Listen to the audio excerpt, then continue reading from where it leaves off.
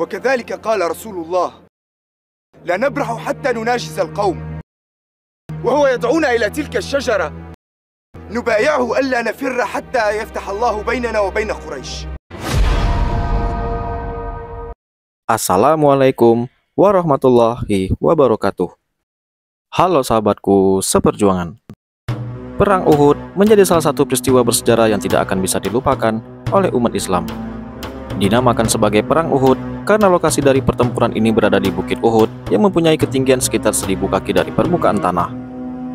Perang Uhud ini terjadi tepatnya pada tahun ketiga Hijriah atau lebih tepatnya pada tahun 625 Masehi di Madinah. Tapi Perang Uhud ini bukan hanya menjadi ajang balas dendam dari kaum Quraisy di perang sebelumnya, tapi juga kecemburuan mereka karena perkembangan popularitas Islam di wilayah Madinah. Abu Sufyan, menurut penduduk Mekah yang tak mengakui kenabian Muhammad SAW, kekalahan dalam perang Badar itu dipandang sebagai sebuah penyergapan yang memukul aktivitas utama kehidupan kota metropolis perdagangan mereka. Karena hal itu, Abu Sufyan segera mendesak para penduduk Mekah supaya meluncurkan serangan kembali sebagai balasan. Abu Sufyan juga memimpin langsung pasukan kaum Quraisy kota Mekah untuk menyerang kaum muslimin di Madinah dengan membawa pasukan yang mencapai 3.000 orang terlatih, termasuk di dalamnya ada pasukan yang berbaju zirah. Bukan hanya itu, mereka juga diperkuat dengan 200 pasukan kavaleri. Bagaimana kisah selanjutnya? Mari kita simak. Baiklah, sebelum kita gali lebih dalam lagi, dimainkan dulu ya jempolnya dan tekan tombol merah, terus aktifkan loncengnya agar kalian tidak ketinggalan tentang pembahasan sejarah-sejarah yang ada di channel ini.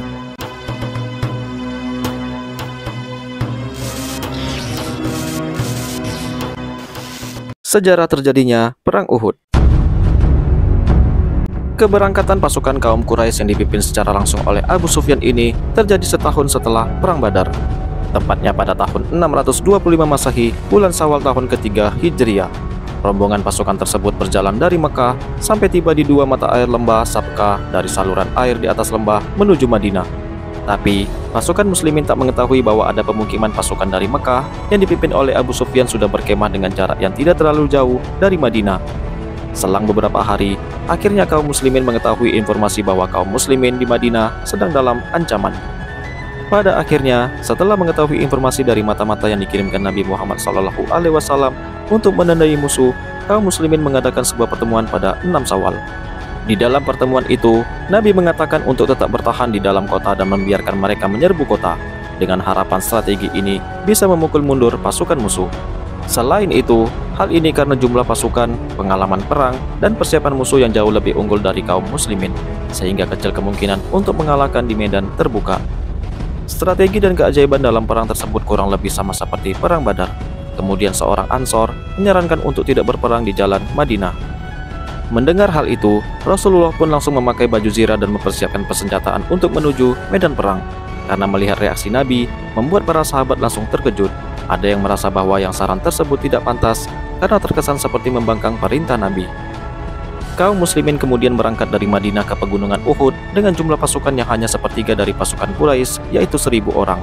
Akan tetapi, masih harus berkurang karena ada perselisihan di perjalanan saat pasukan ini sampai di wilayah Sa'ud. Abdullah bin Ubay bersama pasukannya yang berjumlah 300 orang memilih pulang. Tetapi mereka mempunyai dua alasan. Pertama adalah peperangan ini tidak mungkin terjadi karena perjalanan telah jauh tapi mereka belum menemukan perkemahan dari para musuh. Kedua, mereka tidak ingin berperang di luar teritori Madinah.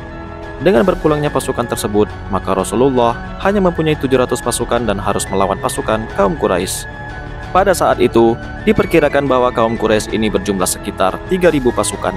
Bukan hanya demikian, jumlah pasukan kaum muslimin juga semakin berkurang.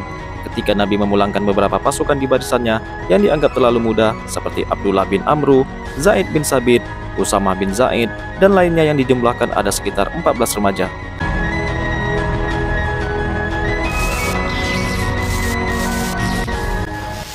Kekalahan kaum muslimin.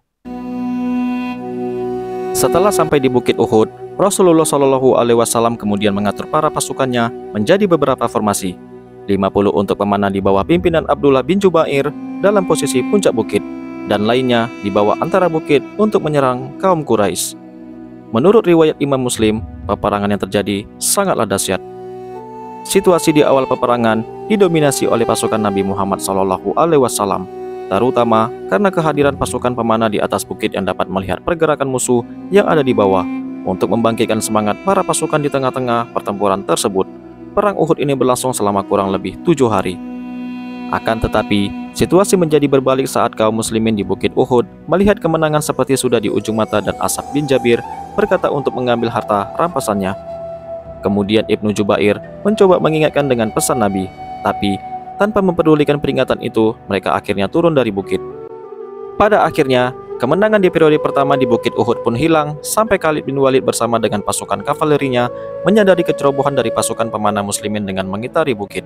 Khalid bin Walid pun menyerang pasukan tersebut dari belakang. Hal inilah yang membuat lembah Uhud sebagai jebakan sempurna untuk kaum muslimin. Kaum kafir Quraisy pada akhirnya melakukan serangan secara mendadak sampai kaum muslimin terkepung dari segala penjuru. Kaum muslimin berusaha untuk mempertahankan posisi dan melindungi Nabi Muhammad SAW. Akibatnya, perang tersebut menimbulkan banyak korban jiwa termasuk sahabat dan keluarga Nabi Muhammad SAW. Salah satu pasukan yang meninggal dunia adalah Hamzah, yang merupakan paman dari Rasulullah SAW, sekaligus orang yang nyaris selalu berada di sampingnya selama pertempuran. Kekalahan dalam perang Uhud tentu saja sangat menyakitkan. Perang Uhud berakhir saat Khalid bin Walid, seorang pemimpin sayap kanan kaum kafir Quraisy, meminta kaum muslimin untuk mundur dan mengumumkan kemenangan kafir Quraisy. Kekalahan pasukan kaum muslimin dalam perang ini membawa beberapa dampak yang cukup besar. Pertama adalah kemampuan militer dari pasukan kaum muslimin semakin bertambah karena melakukan pelatihan dan juga ekspedisi penaklukan. Kedua, kaum Quraisy semakin bernafsu untuk menaklukkan kekuatan Islam di Madinah.